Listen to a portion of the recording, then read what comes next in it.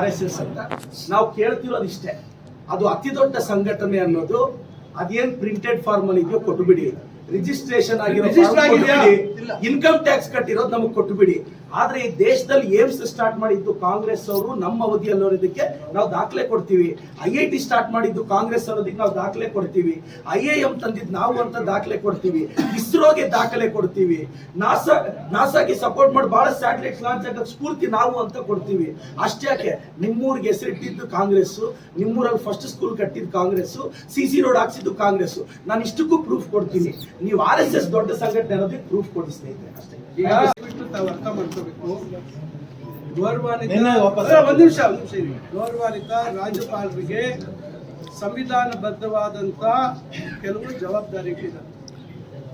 ಅವರು ಯಾವುದೇ ಒಂದು ಕಾಯ್ದೆ ವಿಧಾನಸಭೆ ವಿಧಾನ ಪರಿಷತ್ತಲ್ಲಿ ಅಂಗೀಕಾರ ಆಗಿ ಹೋಗಿರ್ತಕ್ಕಂಥದ್ರ ಬಗ್ಗೆ ಅವರು ಸ್ಪಷ್ಟೀಕರಣ ಕೇಳುವಂಥದ್ದು, ಅವರು ಅದರಲ್ಲಿ ಹೆಚ್ಚಿನ ಮಾಹಿತಿ ಪಡೀತಕ್ಕಂಥದ್ದಕ್ಕೆ ಅವರಿಗೆ ಎಲ್ಲಾ ರೀತಿ ಸಂವಿಧಾನದಲ್ಲಿ ಅವರಿಗೆ ಅವಕಾಶವನ್ನ ಕೊಟ್ಟಿದ್ದಾರೆ. ದಯವಿಟ್ಟು ಇದನ್ನು ಅರ್ಥ ಮಾಡ್ಕೋಬೇಕು. ನೀವು ಹಿಂತಿರುಗಿಸಿದ್ದಾರೆ ಅಂತ ಮಾತ್ರಕ್ಕೆ ಅವರು ಯಾವ ಕಾರಣಗಳನ್ನ ಕೇಳಿ ಹಿಂತಿರುಗಿಸಿದ್ದಾರೆ, ಏನು ಕ್ಲಾರಿಫಿಕೇಶನ್ಸ್ ಕೇಳಿದ್ದಾರೆ, ಅದು ನಮ್ಗೂ ನಿಮ್ಗೂ ಗೊತ್ತಿದ್ಯಾ?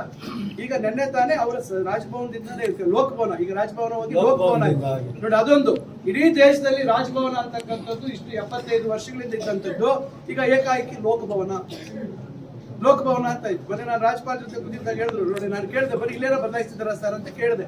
ಇಲ್ಲ ಬೇರೆ ರಾಜ್ಯದಲ್ಲೂ ಬದಲಾಯಿಸಿದ್ದಾರೆ ಅಂತ ಎಲ್ಲಾರ್ದು ಗ್ರೀಟಿಂಗ್ ಕಾರ್ಡ್ ತೋರಿಸ್ತಾ ಇದ್ರು ನೋಡಿ, ಇಲ್ಲೆಲ್ಲ ಬದಲಾವಣೆ ಆಗಿದೆ. ಅದರಿಂದ ಅದ್ರ ಬಗ್ಗೆ ಬೇಡ ಚರ್ಚೆ ಮಾಡೋದು ಬೇಡ. ಅದರಿಂದ ಯಾವುದೇ ಕಾಯ್ದೆ ಇದೆ, ರಾಜ್ಯಪಾಲರಿಗೆ ಸಂಪೂರ್ಣವಾದಂತ ಹಕ್ಕಿದೆ. ಅವರು ಸ್ಪಷ್ಟೀಕರಣ ಕೇಳುವಂಥದ್ದು ಹಲವಾರು ಬಾರಿ ಸ್ಪಷ್ಟೀಕರಣ ಕೇಳಿರ್ತಕ್ಕಂಥದ್ದು. ಸ್ಪಷ್ಟೀಕರಣ ಕೊಟ್ಟಂತ ಸಂದರ್ಭದಲ್ಲಿ ಅದನ್ನ ಅವರು ಮತ್ತೆ ಅನುಮೋದನೆ ಕೊಟ್ಟಿರ್ತಕ್ಕಂಥದ್ದಿದೆ. ಇನ್ನು ಕೆಲವು ಸಂದರ್ಭದಲ್ಲಿ ಕೆಲವರು ಅವ್ರ ಸಲಹೆಗಳನ್ನ ಕೆಲವು ಕೊಡುವಂತ ಸಂದರ್ಭದಲ್ಲಿ ಇದೆ.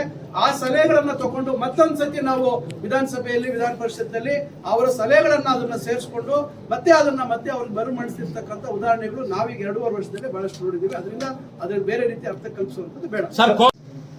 ಮೊದಲು ನರೇಗಾ ಅಂತ ಬಂತು, national rural employment guarantee act ಅಂತ 2005ರಲ್ಲಿ. 2006 ಫೆಬ್ರವರಿ 2ನೇ ತಾರೀಕು ಅದು ಇಂಪ್ಲಿಮೆಂಟ್ ಆಯಿತು. ಗ್ರಾಮೀಣ ಭಾಗದಲ್ಲಿ ಎಂಪ್ಲಾಯ್ಮೆಂಟ್ ಕೊಡೋದು.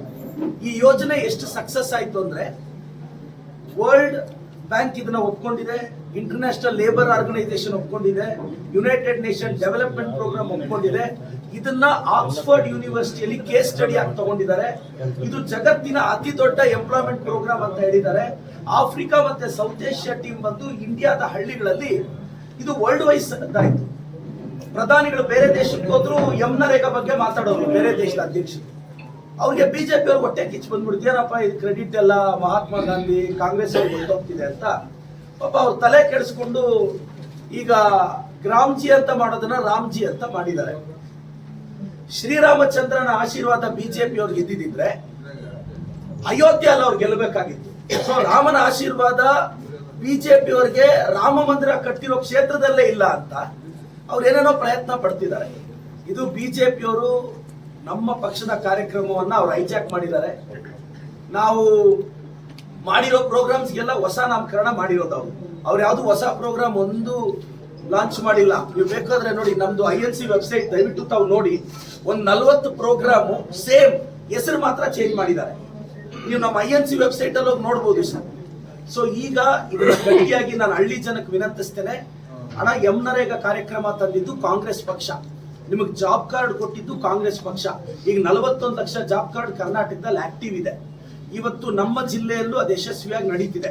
ಬಿಜೆಪಿ ಅವರು ನೋಡಿ, ಈಗ ನಿಮಗೆ ಬೆಳೆಗಳು ಜಾಸ್ತಿ ಬೆಳೆಯುವಾಗ ಅವತ್ತು ಕೂಲಿ ಕೊಡಬೇಡಿ ಅಂತ ಹೇಳ್ತಾರೆ. ಇವತ್ತು ನರೇಗಾಗೆ ತುಂಬಾ ರಿಸ್ಟ್ರಿಕ್ಷನ್ಸ್ ಮಾಡಿದ್ದಾರೆ. ದಯವಿಟ್ಟು ರೈತರು ಬಡವರು ಎಚ್ಚೆತ್ಕೊಳ್ಬೇಕು. ಮತ್ತೆ ಮಹಿಳೆಯರು 1/3 ಜಾಬ್ಸ್ ಮಹಿಳೆಯರಿಗೆ SC ST ಕೊಟ್ಟಿದ್ದೀವಿ. ಅವರೆಲ್ಲ ಎಚ್ಚೆತ್ಕೊಂಡು ಈ ಬಿಜೆಪಿಯನ್ನ ನಾವು ಧಿಕ್ಕರಿಸಬೇಕು. ಈ ಹೆಸರನ್ನ ಖಂಡಿತವಾಗಿ ನಾವು ವಿರೋಧಿಸ್ತೀವಿ. ರಾಜ್ಯಾದ್ಯಂತ ಪ್ರತಿಭಟನೆ ಮಾಡ್ತೀವಿ ಅಂತ ಹೇಳ್ತೀವಿ ಸರ್.